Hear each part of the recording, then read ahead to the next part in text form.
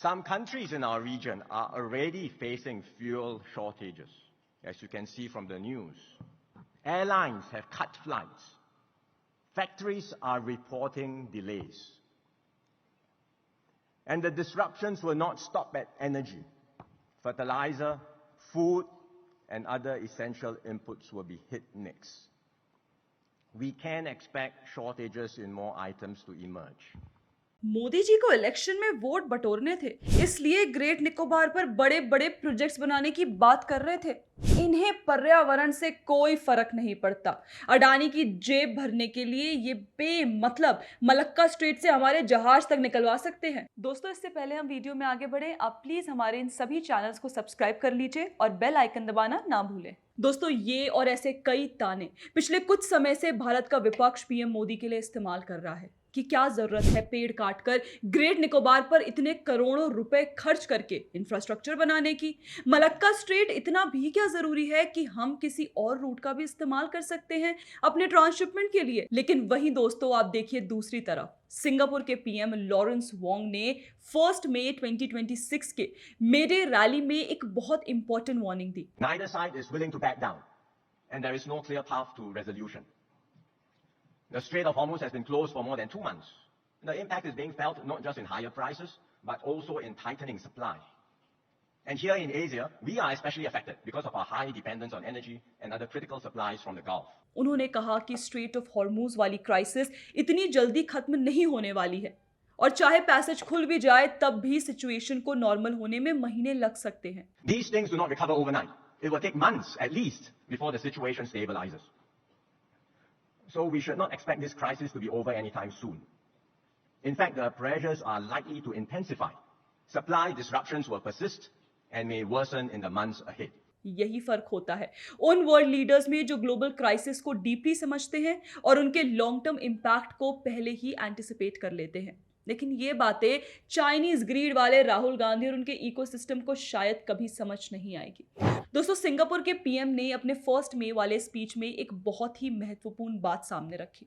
उन्होंने कहा कि सिंगापुर आज पोजीशन ऑफ स्ट्रेंथ से रिस्पॉन्ड कर पा रहा है क्योंकि उसने डेकेड्स तक डेलिबरेट प्लानिंग की है। It's because of our workers, all of you. It's because of the choices we made decades ago that we can respond to the crisis from a position of strength. और इसी context में उन्होंने specifically petrochemical industry के workers को thank किया क्योंकि उन्हीं की मेहनत ने सिंगापुर को आज एक ग्लोबल एनर्जी हब बनाया है। देखिए, ये डेलिबरेट प्लानिंग का मतलब आप इस बात से समझेंगे जब आप ये पॉइंट पर फोकस करेंगे कि क्यों सिंगापुर के पीएम ने अपने मेडे रैली में स्पेसिफिकली पेट्रोकेमिकल इंडस्ट्री के वर्कर्स को थैंक किया। तो देखिए, जो ये आज चमचमाता सिंगापुर दुनिया देखती है वो हमेशा से ऐसा नहीं था। उनके पास ना अपना ऑयल रिजर्व था, ना रिफाइनिंग कैपेसिटी और ना ही स्टोरेज इंफ्रास्ट्रक्चर। और फिर आता है 1970s का ऑयल शॉक, जिसका मेंशन सिंगापुर के पीएम ने भी अपनी स्पीच में किया है। Older Singaporeans may remember the oil shocks of the 1970s. It was during that period that the world experienced stagflation in a major way. 1970s में दुनिया को एक बड़ा ऑयल शॉक फेस करना पड़ा था। इसकी शुरुआत देखिए 1973 के योम किपुर वॉर के बाद हुई, जब अरब ऑयल प्रोड्यूसिंग कंट्रीज ने अमेरिका और उसके अलाइज पर ऑयल एम्बार्गो लगा दिया क्योंकि उन्होंने इजराइल को सपोर्ट किया था। साथ ही ऑयल प्रोडक्शन भी डेलिबरेटली कम कर दिया गया। इसका रिजल्ट ये हुआ कि कुछ ही महीनों में ऑयल प्राइसेस लगभग 4 गुना तक बढ़ गए। दुनिया भर की इकोनॉमीज हिल गई, इन्फ्लेशन बढ़ा, रिसेशन आया, स्ट्राइक्स और अनरेस्ट बढ़ने लगे, जॉब्स, स्पेंडिंग और डिफेंस सब पर इसका इम्पैक्ट पड़ा और आम लोगों के लिए बेसिक एक्सपेंसेस मैनेज करना मुश्किल हो गया। इंपोर्ट डिपेंडेंट कंट्रीज, स्पेशली जिनके पास अपना ऑयल रिजर्व्स नहीं था, उन्हें सबसे बड़ा झटका लगा। सिंगापुर जैसे इंपोर्ट डिपेंडेंट देश के लिए भी ये सर्वाइवल का सवाल था।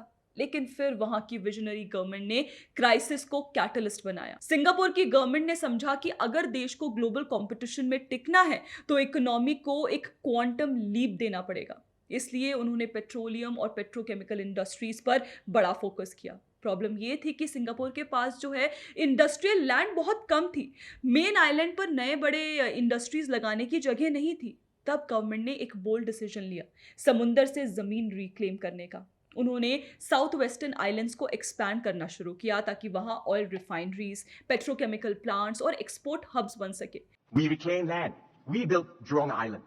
We developed our refining and petrochemical industries. We dug deep to create underground storage in the Jurong rock caverns. We had no oil, no natural gas, and no guarantee that any of this would work. But we pressed on and we built something that did not exist before. 1985 तक Singapore ने reclamation projects के through 4 islands को काफी बड़ा कर दिया था। यही स्ट्रैटेजी देखिए आगे चलकर सिंगापुर को एशिया का मेजर ऑयल रिफाइनिंग और पेट्रोकेमिकल हब बनाने में हेल्प करती है। मतलब जहां कई देश ऑयल शॉक से स्ट्रगल कर रहे थे, सिंगापुर ने उसी सेक्टर में इंफ्रास्ट्रक्चर बिल्ड करके अपनी इकोनॉमी को फ्यूचर रेडी बना दिया। वहां से स्क्रैच पर world class refineries, petrochemical plants और अंडरग्राउंड स्टोरेज बनाए। सिंगापुर बिना अपने ऑयल रिजर्व्स के भी दुनिया के टॉप रिफाइनिंग और एनर्जी ट्रेडिंग हब्स में शामिल है। ये देखिए ओवरनाइट सक्सेस नहीं था, ये डेकेड्स तक लिए गए हार्ड, डेलिब्रेट और स्ट्रैटेजिक डिसीजंस का रिजल्ट था। These things do not recover overnight. It will take months at least before the situation stabilizes. So we should not expect this crisis to be over anytime soon. In fact, the pressures are likely to intensify. Supply disruptions will persist and may worsen in the months ahead. और आज कुछ वैसे ही deliberate choices PM Modi government great Nicobar में ले रही है, infrastructure development करके, क्योंकि दुनिया देख रही है कि स्ट्रेट ऑफ हॉर्मुज जैसे चोक पॉइंट्स ब्लॉक होने पर डेवलप्ड नेशंस तक को एनर्जी क्राइसिस का सामना करना पड़ रहा है। इंडिया के डिप्लोमेटिक रिलेशन स्ट्रांग है, इसलिए हम अभी तक अपने शिप्स सेफली पास करवा पा रहे हैं। लेकिन इसका मतलब ये नहीं कि हम फ्यूचर रिस्क को इग्नोर कर दें। इसका मतलब ये भी नहीं कि हम ऑल्टरनेटिव्स बिल्ड ना करें।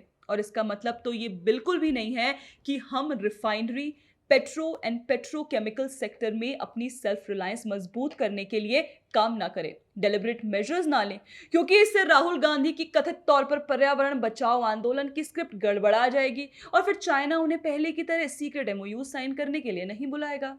If you know you know. India को भी लॉन्ग टर्म सेल्फ रिलायंस और एनर्जी सस्टेनेबिलिटी की देखिए जरूरत है। इसीलिए ग्रेट निकोबार को एक मेजर बंकरिंग और ट्रांसशिपमेंट हब के रूप में डेवलप किया जा रहा है। यहाँ international ships fuel refill, repair और कार्गो ट्रांसशिपमेंट कर सकेंगे। ये ऑल्टरनेटिव फ्यूल्स और ग्लोबल शिपिंग सप्लाई चेन्स के लिए एक स्ट्रैटेजिक डिस्ट्रीब्यूशन पॉइंट की तरह काम करेगा। इससे सिंगापुर और कोलंबो जैसे फॉरेन पोर्ट्स पर डिपेंडेंसी कम होगी, लॉजिस्टिक्स कॉस्ट कम होगी और लोकल के साथ साथ नेशनल एनर्जी सिक्योरिटी भी स्ट्रेंथन होगी। क्योंकि जैसे सिंगापुर के पीएम ने भी मेंशन किया, जब बात सेल्फ रिलायंस इन पेट्रोलियम की हो तो अपने एसेट्स बढ़ाने और बनाने दोनों पड़ते हैं। और देखिए साथ ही ये भी इंश्योर करना पड़ता है कि अगर एक रूट डिस्टरप्ट हो जाए तो हमारे पास ऑल्टरनेटिव और दूसरे सोर्सेज भी अवेलेबल हों। So when one source is disrupted, they are able to draw on other sources. Great Nicobar में international transshipment port, airport, power plant और टाउनशिप बन रहा है। ये लोकेशन मलक्का स्ट्रेट के पास होने की वजह से स्ट्रैटेजिक एडवांटेज देती है। अगर फ्यूचर में हॉर्मुज जैसे चोक पॉइंट्स पर डिस्ट्रप्शंस होता है तो इंडिया के पास ऑल्टरनेटिव मैरिटाइम इंफ्रास्ट्रक्चर और supply chain capability already ready होगी। और ये सिर्फ देखिए स्ट्रैटेजिक सिक्योरिटी का इशू नहीं है, ये रिफाइनिंग, स्टोरेज, ट्रेडिंग और लॉन्ग टर्म एनर्जी प्रिपेयर्डनेस का भी इशू है, जो हम प्रायोरिटी में नहीं देख रहे क्योंकि अभी फुल क्राइसिस फील नहीं हो रही है। और इसीलिए राहुल गांधी और उनका इकोसिस्टम भी इन्वायरमेंटल और अडानी एंगल पर ही फोकस करते हुए स्ट्रैटेजिक और सेल्फ रिलायंस वाले डायमेंशन को इग्नोर कर देता है। देखिए सिंगापुर के पीएम ने अपनी स्पीच में एक और बहुत मेजर और इंपॉर्टेंट बात कही, और वो थी discipline, working together or unity.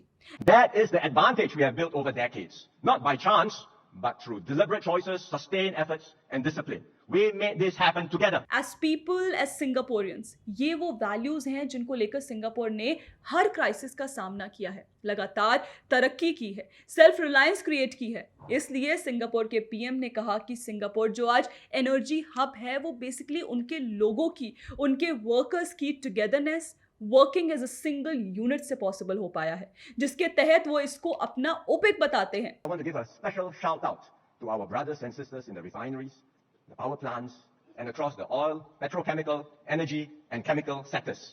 These are our unions in what we call OPEC, the OPEC cluster. Not the OPEC you read about in the news. This is the OPEC that powers our economy every day. वो OPEC नहीं जो एक inter governmental organisation है, बल्कि वो OPEC जो कि इनकी खुद की इकोनॉमी को एवरीडे पावर करता है। और दोस्तों, हिस्ट्री गवाह है, क्राइसिस के दौरान जो देश असेट्स क्रिएट करते हैं वही फ्यूचर में स्ट्रॉन्गेस्ट बनकर उभरते हैं। और यही काम देखिए पीएम मोदी ने उस दौरान किया जब ग्लोबली तेल का संकट आ गया था। हर देश क्राइसिस से जूझ रहा था, पर वहीं हमने एनर्जी सिक्योरिटी इंश्योर करने के लिए मिनिस्टीरियल लेवल से लेकर ग्राउंड लेवल तक कोऑर्डिनेटेड एफर्ट्स की बात की। स्ट्रैटेजिक पेट्रोलियम रिजर्व्स को फास्ट ट्रैक किया, रिफाइनरीज को एक्स्ट्रा क्रूड स्टॉक करने दिया, डोमेस्टिक रिफाइनिंग को बूस्ट दिया और एलपीजी प्रोडक्शन इंक्रीज किया ताकि शॉर्टेज ना हो। यानी जिस तरह सिंगापुर ने क्राइसिस को लाइटली लेने के बजाय उसे एक कैटलिस्ट बनाया और डेलिबरेट प्लानिंग के थ्रू अपनी पोजीशन को सेल्फ रिलायंट बनाया, भारत भी आज वही अप्रोच अडॉप्ट कर रहा है। चाहे सस्टेनेबल यूसेज की बात हो, एनर्जी सिक्योरिटी की प्लानिंग हो या ग्रेट निकोबार जैसे स्ट्रैटेजिक इंफ्रास्ट्रक्चर प्रोजेक्ट्स, ये सब फ्यूचर क्राइसिस को देखते हुए लिए जा रहे हैं। लॉन्ग टर्म डिसीजंस हैं ये। इसीलिए देखिए, ग्रेट निकोबार सिर्फ एक इंफ्रास्ट्रक्चर प्रोजेक्ट नहीं, बल्कि भारत के future energy security, maritime strength और स्ट्रैटेजिक सेल्फ रिलायंस का ब्लूप्रिंट है। और इसीलिए शायद उसे रोकने के लिए कांग्रेस तरह तरह के भ्रम फैला रहा है। खैर, राहुल गांधी की नेगेटिविटी का पीएम मोदी के विजन पर, उनके डेलिबरेट चॉइसेस पर कोई खास फर्क नहीं पड़ता, क्योंकि पीएम मोदी के साथ देश की जनता खड़ी है, चाहे ग्लोबल क्राइसिस के चलते भारत के सामने कितने ही चैलेंजेस क्यों ना हो दोस्तों। और शायद देखिए इसी को विजनरी लीडरशिप कहते हैं, जब एक लीडर संकट आने का वेट नहीं करता, बल्कि उसके पहले मिलने वाले हिंट्स को समझकर देश को सिक्योर और सेल्फ रिलायंट बनाने के लिए डेलिबरेट चॉइसेस लेता है। दोस्तों, पीएम मोदी की हाल ही की अपील के बाद let's stay united, let's stay one, बात यूनिटी की हो तो we must always learn from the best. क्योंकि 2014 के गिव इट अप से लेकर कोविड के जनता कर्फ्यू तक पीएम मोदी हर क्राइसिस को सिटीजन लेड मूवमेंट में बदलते दिखाई देते हैं, जिस पर आप हमारे चैनल पर जाकर एक डिटेल वीडियो देख सकते हैं, जो कि हमने लिंक में अटैच कर दिया है। जय हिंद दोस्तों।